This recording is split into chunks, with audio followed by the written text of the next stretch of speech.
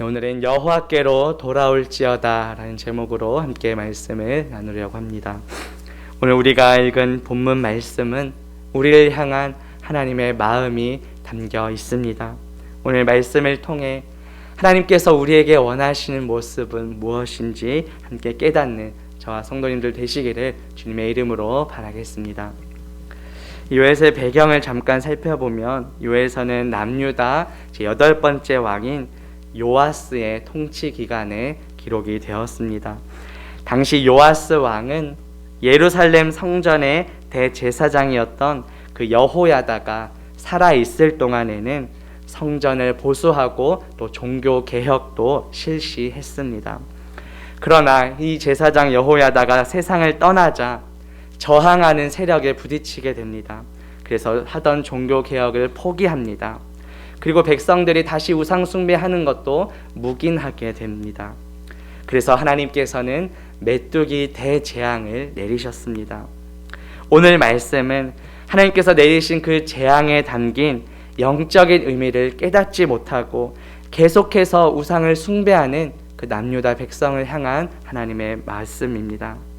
요엘 선지자는 이러한 시대적 배경 가운데 남유다 백성을 향하여 회개하라고 선포하고 있습니다. 이제 하나님께서 이 요엘서를 통해서 주시고자 하는 여러 메시지 중에 이 요엘서의 가장 핵심 단어는 바로 여호와의 날입니다. 원래 이 여호와의 날은 하나님을 거부하고 자신의 영광만을 찾는 그런 교만한 사람들을 심판하는 날입니다. 따라서 원래 하나님의 백성인 이스라엘 백성들에게는 그 원수들로부터 구원받는 날을 의미하기도 합니다. 그런데 이제는 이 여호와의 날이 하나님의 원수들 뿐만 아니라 하나님의 백성들에게도 임한다는 말씀입니다. 이제 여호와의 날은 이스라엘 백성들에게도 구원의 날이 아니라 하나님의 심판의 날이 되고 만 것입니다.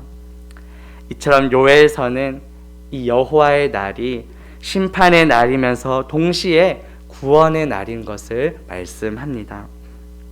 다시 말해 여호와의 날은 하나님을 믿지 않는 그런 악인들에게는 심판이 주어지는 날이지만 반면 하나님의 백성의 의인들에게는 상급이 주어지는 날이라고 말씀합니다. 그렇다면 이렇게 상급이 약속된 이 약속된 복을 누리기 위해서는 우리가 어떻게 해야 할까요? 요엘 선지자는 오늘 본문을 통해 우리에게 두 가지를 행하라고 말씀합니다. 그 첫 번째 내용은 바로 죄를 회개하고 주께 돌아오라는 것입니다. 오늘 본문 12절 말씀 보시면 이제라도 금식하고 울며 애통하고 마음을 다하여 내게로 돌아오라고 말씀합니다. 하나님께서 유다에 대한 심판을 선포하셨습니다. 하지만 이제라도 자신에게 돌아오라고 요엘 선지자는 말하고 있습니다. 이것은 무엇을 의미하는 것일까요? 비록 유다 백성들에게 이미 심판이 선포되었지만 이제라도 회개하고 다시 하나님께로 돌아온다면 하나님께서는 받아주시겠다는 말씀입니다. 이처럼 우리 하나님은 사랑의 하나님이십니다. 우리가 이미 심판이 선포된 이후라 할지라도 그때라도 깨닫고 돌아오기를 하나님께서는 원하십니다. 구약성경 에스겔 18장 21절에 보면 그러나 악인이 만일 그가 행한 모든 죄에서 돌이켜 떠나 내 모든 율례를 지키고 정의와 공의를 행하면 반드시 살고 죽지 아니할 것이라고 말씀했습니다. 이처럼 하나님께서는 우리가 회개하고 죄에서 돌이켜서 하나님께로 다시 돌아오기만 하면 용서를 베풀어 주십니다. 이제라도 회개하고 돌이킨다면 하나님께서 주시는 은혜를 누릴 수 있게 되는 것입니다. 그렇다면 하나님께로 돌아오기 위해서 참된 회개를 위해 우리가 해야 할 자세는 무엇일까요? 12절 말씀 뒷부분에 보면 우리가 회개를 할 때 어떻게 해야 하는지를 세 가지로 나누어 말씀합니다. 먼저는 금식하라고 말합니다. 이 금식이란 말 그대로 우리가 필요한 음식을 입에 대지 않는 행위입니다. 그러므로 이 금식에 담겨진 의미는 나 자기 자신을 부정한다는 의미입니다. 회개의 첫 번째 단계는 죄악된 자기 자신을 부정하는 것입니다. 자기 자신을 부정하지 않고서는 참된 회개에 이를 수 없습니다. 두 번째 단계는 울며 애통하라고 말합니다. 운다라는 것은 우리의 슬픔을 외적으로 표현하는 것입니다. 그리고 애통한다는 것은 우리 속으로 내적인 슬픔을 가리킵니다. 고대 이스라엘 사회에서는 직업적으로 돈을 받고 죽은 자를 위해서 애곡하는 사람들도 있었다고 합니다. 하지만 그들은 겉으로만 울음소리를 냈을 뿐 진정으로 내적으로 애통하지는 않았습니다. 우리 하나님은 우리의 중심을 보시는 분이십니다. 그렇기 때문에 회개할 때 아무리 울음소리가 크다 할지라도 그 내면의 가슴으로 슬퍼하지 않는다면 진정한 회개라고 하지 않는 것입니다. 하나님께서 내면의 진실함을 원하시는 구절이 바로 다윗의 고백에 담겨 있습니다. 구약성경 시편 51편 17절에 보면 하나님께서 구하시는 제사는 상한 심령이라. 하나님이여 상하고 통회하는 마음을 주께서 멸시하지 아니하시리이다 라고 다윗은 고백했습니다. 이어서 회개의 세 번째 단계는 하나님께로 돌아오는 것입니다. 이 돌아오다 라는 히브리 단어 원래 뜻은 가던 길을 180도로 완전히 바꾸어서 돌이키는 것을 의미합니다. 하나님을 떠나 우상을 따라가던 그 사람들이 이제 다시 돌이켜서 하나님께로 돌아오는 것이 바로 진정한 회개입니다. 죄악된 길로 행하던 우리의 발걸음을 멈추고 다시 하나님께로 돌아가는 것이 바로 회개입니다. 우리 13절 말씀 앞부분에 보시면 옷을 찢지 말고 마음을 찢고 여호와께로 돌아올지어다 라고 말씀합니다. 구약 성경에서 이렇게 옷을 찢는 행위는 슬픔을 표현할 때 이렇게 사용이 되었습니다. 그런데 진정한 회개는 어떤 이렇게 겉으로 드러나는 의식을 행하는 것보다 먼저 우리의 마음 자세를 고치는 것입니다. 하나님께서 요구하시는 것은 우리의 마음의 회개입니다. 어떤 외적인 형식보다 더 중요한 것은 우리 마음의 진정한 변화가 있어야 한다는 것입니다. 마음을 찢으라는 말은 오직 하나님만을 따르겠다는 그런 의지가 담겨 있는 말입니다. 우리의 모습은 어떠한지요? 혹시 하나님께 쏟고 하나님께 드려야 할 그런 마음과 정성이 다른 방향으로 다른 곳에 지금 내가 향하고 있진 않은지 돌아봅시다. 형식적인 신앙생활, 또 하나님보다 더 우선되게 여겼던 우상들이 있다면 시간 내려놓게 해달라고 기도합시다. 마음을 찢는 온전한 회개를 통해 하나님께로 돌아오는 저와 성도님들 되시기를 바라겠습니다. 그렇다면 우리가 이렇게 회개가 가능한 이유가 무엇일까요? 우리는 무엇을 근거로 회개할 수 있습니까? 요엘 선지자는 이 유다 백성들 향해 회개하라고 말하면서 하나님의 성품을 소개합니다. 13절 후반부에 보시면 하나님에 대한 성품이 나옵니다. 그는 은혜로우시며 자비로우시며 노하기를 더디하시며 인애가 크시사 뜻을 돌이켜 재앙을 내리지 아니하시나니 라고 말씀합니다. 하나님의 성품에 이러하기 때문에 우리가 회개가 가능하다라는 말씀입니다.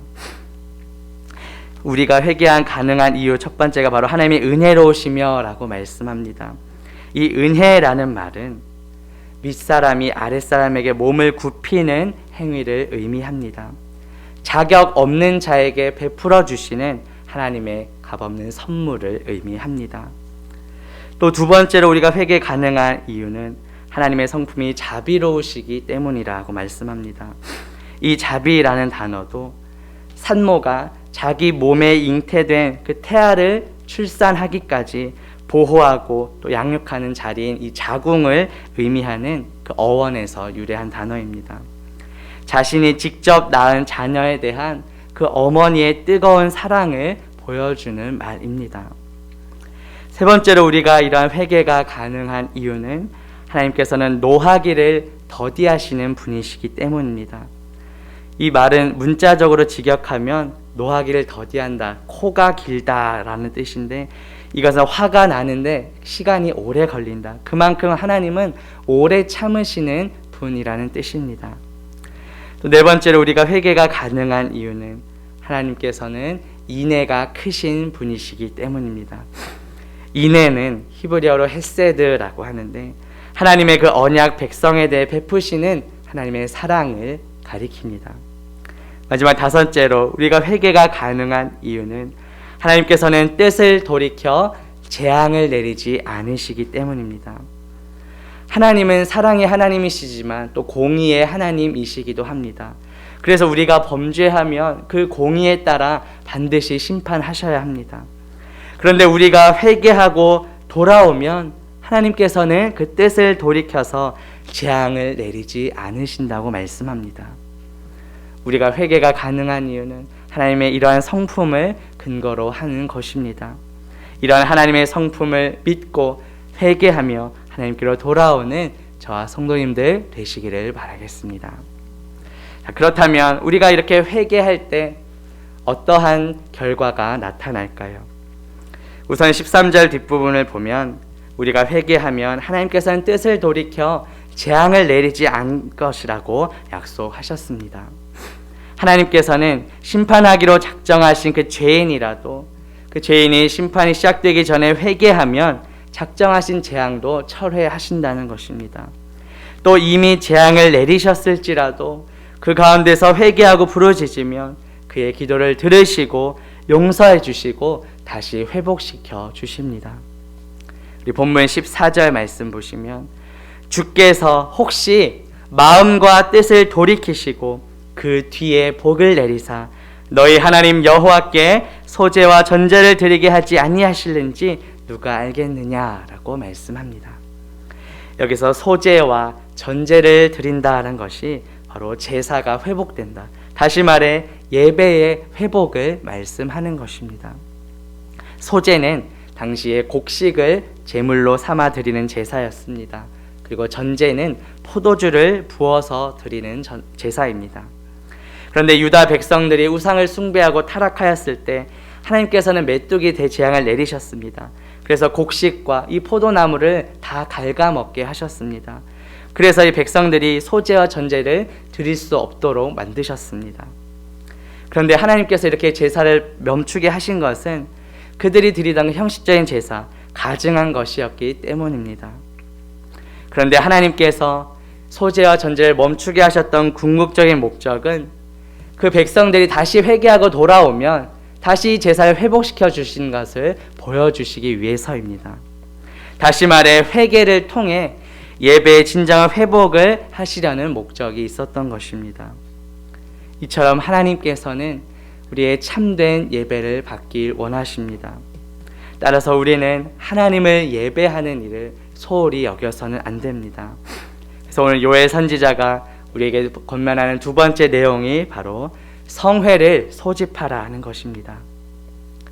우리 본문 15절 말씀 보면 너희는 시온에서 나팔을 불어 거룩한 금식일을 정하고 성회를 소집하라고 말씀합니다. 이 성회는 공동체의 어느 누구도 제외될 수 없었습니다. 그래서 본문 16절 말씀을 보면 백성을 모아 그 모임을 거룩하게 하고 장로들을 모으며 어린이와 젖 먹는 자를 모으며 신랑을 그 방에서 나오게 하며 신부도 그 방에서 나오게 하라고 말씀합니다.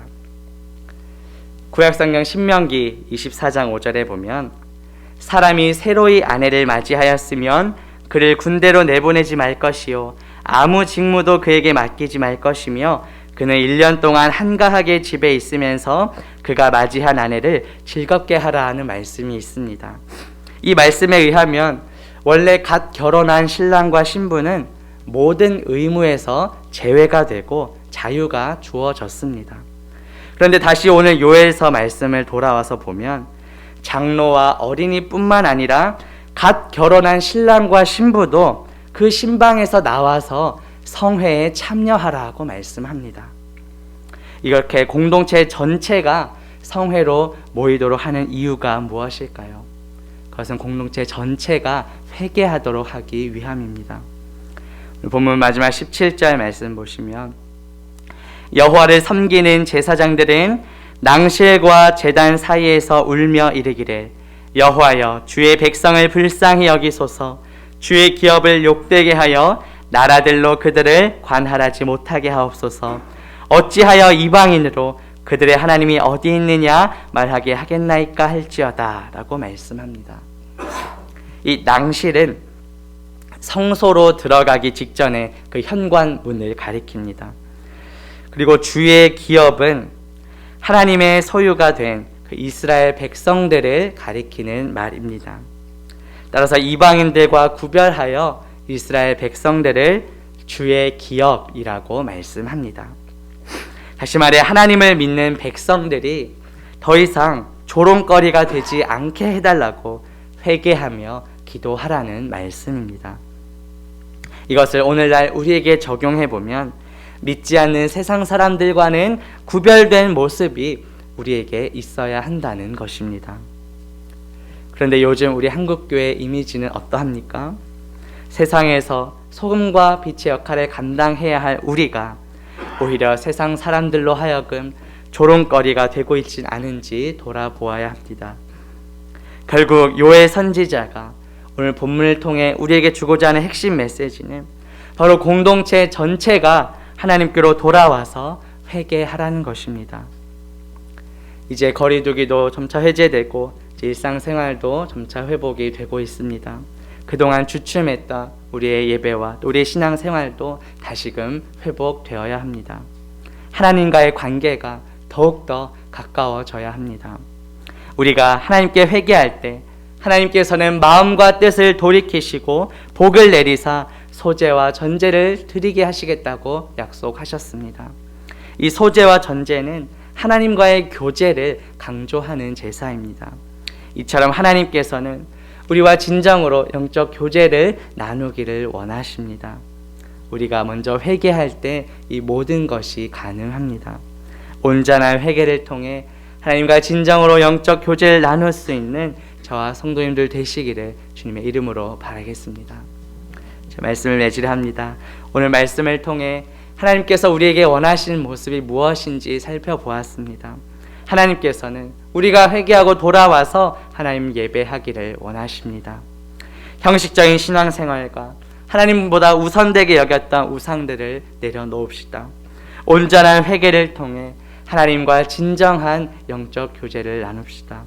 그리하여 이 세상의 조롱거리가 아니라 하나님의 백성다운 구별된 삶을 살아가는 저와 성도님들 되시기를 주님의 이름으로 바라겠습니다. 함께 기도합니다. 하나님 아버지, 오늘 말씀을 통해 하나님께서 우리에게 원하시는 모습이 무엇인지 깨닫게 하시니 감사합니다. 하나님께서는 우리가 회개하고 돌아와서 예배하기를 원하십니다. 형식적인 신앙생활, 또 하나님보다 우선되게 여겼던 우상들을 내려놓게 하옵소서. 온전한 회개를 통해 하나님과 진정으로 영적 교제를 나누는 우리 모두가 되게 하옵소서. 그리하여 세상의 조롱거리가 아니라 하나님의 백성다운 구별된 삶을 살아가게 하옵소서. 예수 그리스도의 이름으로 기도합니다. 아멘. 주신 말씀